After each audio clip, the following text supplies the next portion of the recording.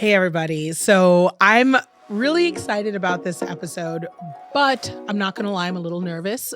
Typically, I don't talk about these sorts of things, and not because they're not happening, but because, it's a little bit spicier content. But I promised you I would share, so I'm gonna. But first things first, I'm going to give a headphones warning. Like I always say, you know that our chats are 99% okay to listen with the kiddos around or in the car or, while in the kitchen making dinner. Sometimes it's even great to listen with your little ones, because we talk about things that, apply with parenting and family and motivation and business and all that jazz. But this one, we are going to be talking about grown-up stuff, and it is for my mamas, my girlfriends, my internet aunties. So I just want you to apply the headphones or turn it on down or save this one for the evening because I don't want you guys to have conversations with the kiddos that you may not be trying to have. So all that said, this chat is about sex.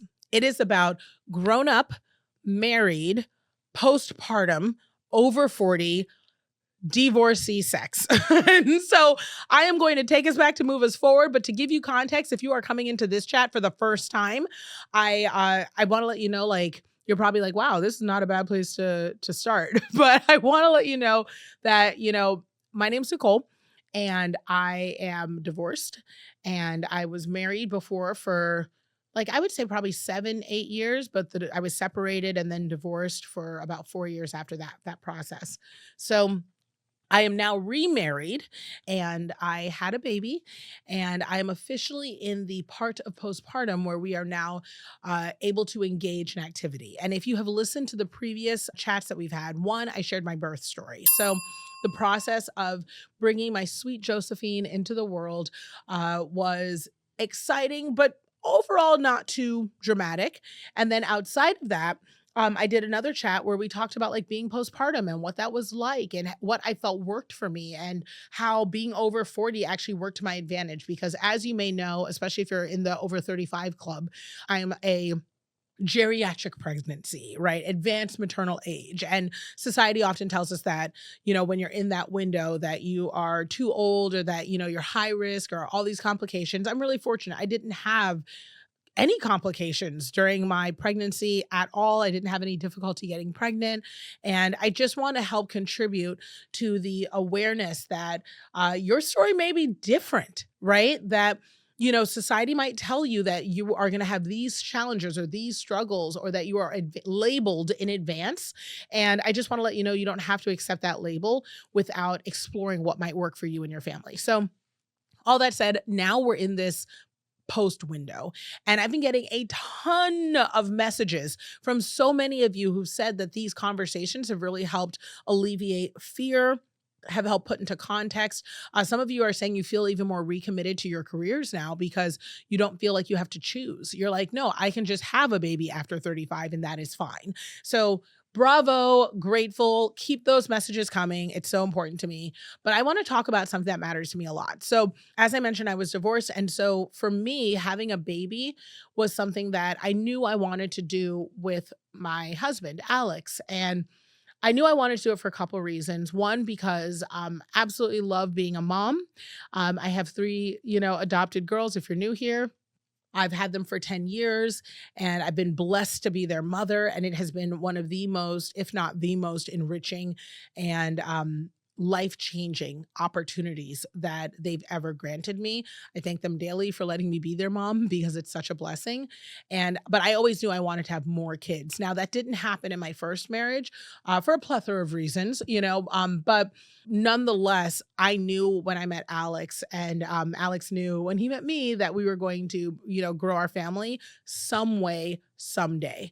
And we knew we wanted to start with, carrying and trying to have a child traditionally, but we were never wedded because families are made lots of different ways. So we were never wedded to that.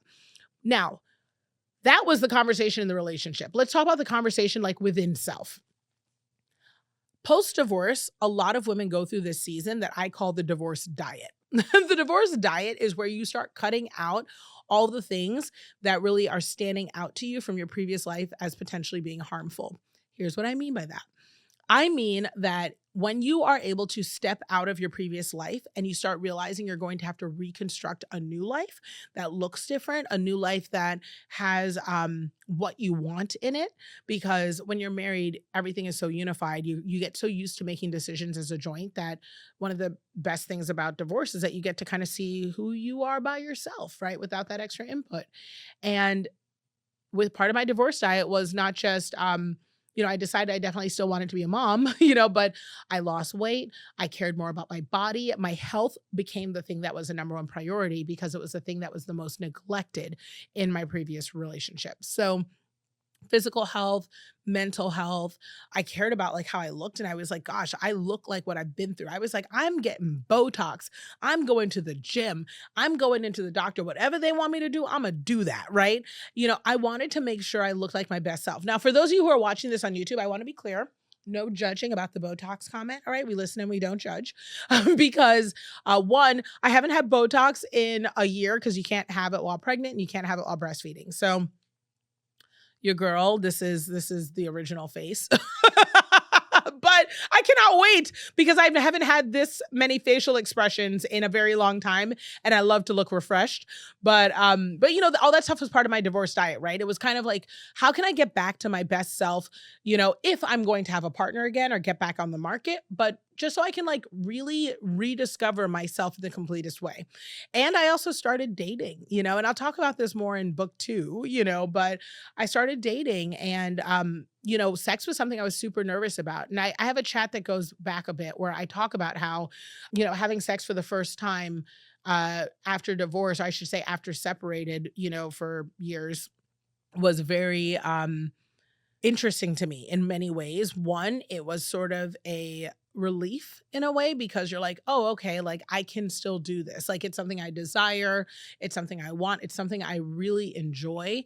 And that, okay, like, I'm not broken in a way, if that makes sense. And, not everyone may have that feeling. Some people may be like, I'm running a jump in the sack and I'm excited about it or whatever. But I can honestly tell you, I wasn't planning on getting divorced. So the idea of ever being with someone else, in any capacity was just like foreign to my brain. And so the fact that I was able to be with someone else, was just like, oh, okay. So like nothing's wrong with me. I can do this, like it's possible. Right. So there's that. The other thing that was weird about it, not weird, but like also occurred to me was I really like this. I really like this and this is great. Yes, please, more. Thank you. Right. So that was the other side of like post-divorce sex, and then I think that the last part of it was kind of, it's a closing of a chapter. There's nothing like having a new partner after being in a long-term relationship to say like, okay, that long-term relationship is done. And I think that's something you don't need to have a divorce to relate to that, right? The first time you're with someone else new, you're like, okay, this has happened, right? So that was kind of how where sex was for me, right? But understand that when you're dealing with divorce and post that relationship, it's the role of sex in your life is like dating, right? You're trying something new. You decide if it's something you want. There's no regularity. It feels like you're still figuring it out. You know what I mean? Like there's just like a lot of like nuances with it. And I got to tell you, I'm too old for that. Like I did not like rack up partners. And a lot of that was because like just felt like so much work. It felt awkward. I had a lot of stuff to do being grown. To be honest, I got kids, like I was just like I work, divorces a lot. Like there's paperwork, there's stress, there's headaches. So it just wasn't like something that I was heavily pursuing. And I'm not going to lie. And I think a lot of you guys can relate to this too. I am a relationship girly. So I like to be on the couch. I like to hang. I like to cuddle. Like all of these things are relationship things. They're just not like go hook up, like swipe on Tindery type stuff. So, it just wasn't going to be in the cards for me that I was going to be like with someone every night or anything like that, which is totally fine with me. It's not my vibe anyways. But I was really excited when I met Alex and we were in something long-term. One, because Alex, by and large, I married him. He's the best person I've ever been with, right? So I hope that he doesn't even hear this episode because I don't want to gas him up too much. I love my husband, but we got to keep his ego in check, okay? But realistically, like my husband's the greatest. No complaints, right? I love to say that every pot has their lid, right? And so he is definitely the lid to my pot. Okay. So I'm very grateful. I love my husband because he takes very good care of me and he's very good at what he does. Okay. That's what I'll say about that. But we'll keep it from being too gross, right? But here's the anxiety part, y'all. This man is out here trying to have a baby and I am over 40. What is that going to do to my body? What's that going to do to, my energy levels? Like I knew that, okay, for that time frame that I was pregnant plus postpartum, like are we going to experience a big plummet, in how we have sex, the frequency of sex? Like, will that make him less attracted to me? Like, because he's never been in that situation before. So is that going to be a situation where he's going to be like, oh, I thought this worked, but it doesn't work for me? I was freaking out. Like, I mean, one, you guys know me. I am inclined to anxiety in a lot of ways. It's part of what makes me great at business. My brain naturally is going to rack through every angle, every situation, everything that can be processed. Like that's why I'm a great business consultant, and why I've had my business for 10 years is because of the fact that I play out every scenario. But I got to tell you, I just, I had this new relationship that I just absolutely cherished, and I just wanted to make sure that my husband was happy and satisfied. And I just knew that the woman that he met, in the beginning was not going to be the woman he was going to be with, throughout. And I knew, changes are going to come in a relationship no matter what, especially if you're going to be together forever. But even though changes are coming, throughout the relationship, it doesn't mean you expect them, they're going to happen that quickly. And I just didn't want in our first 5 years for me to turn into a completely different person. So that was really concerning for me. And then also postpartum, I had no idea what was going to happen. We all know about the postpartum window where immediately after you have your baby, there is a 6-week window where you will not have sex. And that is for the healing and decrease in size of your uterus. It's also so that you can stop bleeding. It's to prevent infection. Oh, and then healing. If you have any sort of vaginal tearing or any stitches, that's to make sure all of that's intact. Like there's like medical rationale behind it, but there's also psychological, right? Like when you have a baby, it's scary to have a poop for the first time. Like everything down there is decimated. So because of that, there's the psychological aspect. And then again, like as a woman, there's a lot of mental stuff, because for us, sex is a full body experience, including our brains. So all that being said, I was definitely nervous that like postpartum, I wouldn't be the same. And then coupled with that, because, we try to cover the over 35, window here. I was really worried that like, what if I run right into perimenopause? What if I come out of pregnancy and I've got like vaginal dryness all of a sudden, or like I am, my hormones make me not interested in sex at all, like where it's not a lack of attraction. I just am not as interested, and there's just a lot of things that are perfectly normal, healthy, nothing's wrong with you, you're not broken outcomes, but they are drastic changes that you may have to explore when you are over 35 and you have a baby. And so needless to say, I had a lot on my mind, right? And I, talked a little bit about this in our last chat about what postpartum is like, but I was really fortunate, right?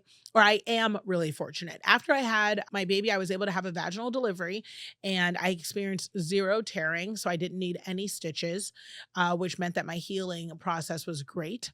And I'm really excited because I can report that, I told you I would say when we were finally able to get back in there, and things have been great. And so a couple of things I can tell you.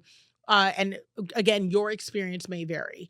The first thing I can tell you is as a over 40 woman, one, my desire is the same, right? Like, so it hasn't changed in terms of me wanting to have sex. Like I definitely am still very attracted to my husband. I definitely am still very excited and eager and enthusiastic. And there are times where I want to have sex more than he even does, so that's great. The frequency has gone down, but that seems more time and situational. And I think that the biggest thing that we have an issue on, or that feels like an issue for me, is more getting in sync around timelines. So like, he may want to have sex in the morning because he's the most well rested and we have that window before he has to leave to go into the studio and work. But I might in the morning, the first thing I want to do is I want to pump for the baby because I wake up engorged and I feel uncomfortable, which honestly, now that I think about it, that may be related because if I talked about this earlier, when you are breastfeeding, you get like porn star boobs. This is why I told you headphone chat. You get porn so they're so big that may be why he wants to have sex in the morning, y'all. Just letting you ladies know they are weirdly attracted because they're like, oh my gosh, like you've got these boobs that you didn't have before. They are like amazing, and we all know how guys are with boobs from like 11 to ever. They are like, oh my god. So there's that part. The funny part about that is, and like obviously girlfriend chat. I've been telling him, I was like, you better enjoy them now because word on the street is the minute I stop breastfeeding, these things are going to deflate. I will be able to tuck them into my pants. Okay. So just enjoy them while you got them. Right. But all that said, there's the morning. So like in the morning, my brain is on. I haven't seen my baby all night. Like I need to feed my baby. I need to pump because I feel like pressure and engorged. There's like urgency there. And he is like, I am well rested. You are there. You are hot. We just woke up in bed. Let's go. And I'm like, please, sir, please. So there's that part. And then in the evening when he gets back, I'm like, I haven't seen you all day. I just got the baby down. You look so good. Like, let's get it. Like I've talked to you all day. And his energy is, I am tired. I just got back from the studio. I need to eat something. I've got like 15 musical thoughts in my brain that I want to get down. I need to mix this song. Like he's got like all these things in his head. So the hardest part right now, I think, has been like syncing up our desire, but the desire is still there.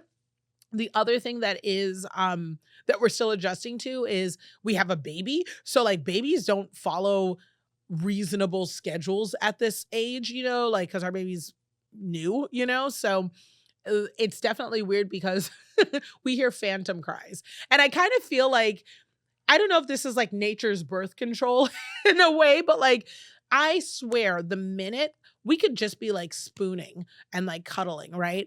The minute he goes to put his arm around me, that baby will be like, ah, or phantom cries, which are where you swear you hear a cry and you didn't. The minute that he looks at me sideways, I swear that baby is like, not today. You will not create siblings. Absolutely not. So there's that, energy of just adjusting as new parents to wanting to make sure we're responsive and care for our baby and that we're paying attention. But then also, wanting to be in the moment and be intimate and all of that. And, sometimes it just does not happen the way you think. But in terms of our like dynamic, we are still very attracted to each other. We've had date nights. We've been trying to squeeze those in from the beginning. Our goal was that if we can consistently have date nights from the beginning, then it isn't something that we're like, oh, well, we'll get back to it.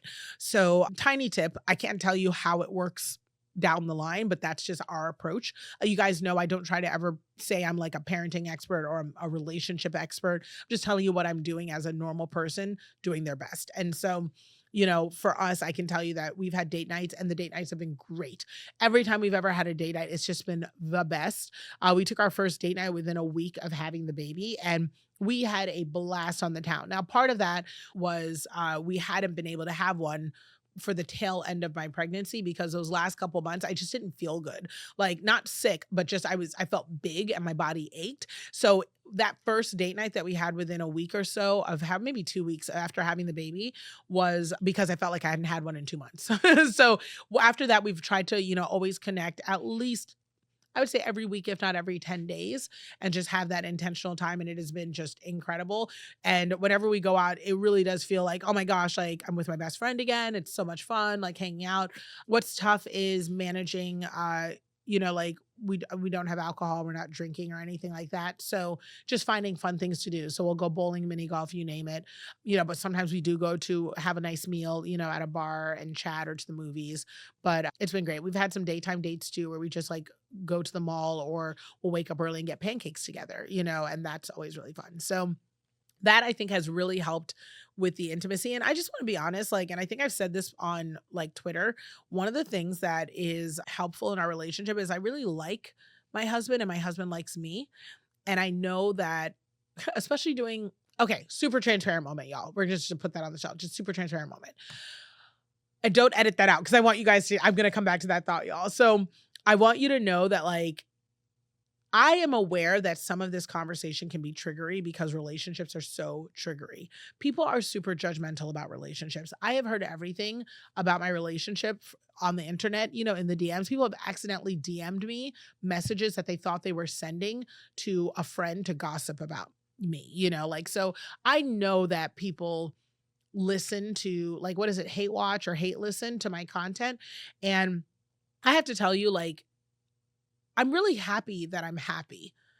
And I know that can be really hard for people to listen to. And I know that the stuff I'm talking about now, everybody's relationship goes through like different peaks, right? So I'm aware that, we have disagreements. We have arguments. We had arguments the other day about, mental load, like where if I ask you to go fill the bottles, don't ask me how many ounces per bottle. You know what I mean? Like we have our stuff too, so it's not a perfect relationship, and I'm not naive. And I do have a divorce under my belt, so I'm trying to do it better this time. But I also know that some of this conversation may be hitting you at a time where you are having an intimacy rough patch, or you are having a partner who may not be so great, or you may feel like your husband doesn't like you much. And I just want to let you know that I hope that you're able to both be happy for me and hear that I had my struggle season, and that's why I'm here. But I also hope that in hearing all of that, you recognize that you can have yours too. So the things I'm sharing with you are just to provide context, if you will, that if you're scared about, having this baby, or if you're saying to yourself, you're going to lose the relationship or whatever else, just letting you know, like, you can do it too. You can do it too. Like, I'm working on it and you can do it too. So that said, part of what I think has helped with our date nights and stuff is that my husband likes me. Now, I mentioned on Twitter that, a lot of people don't realize that you may have a partner who loves you but doesn't like you. Here's what I mean by that. If someone likes you, they are eager to share their thoughts, their goals, their dreams, their ambitions. They trust you to help support them in those things. There's friendship vibes.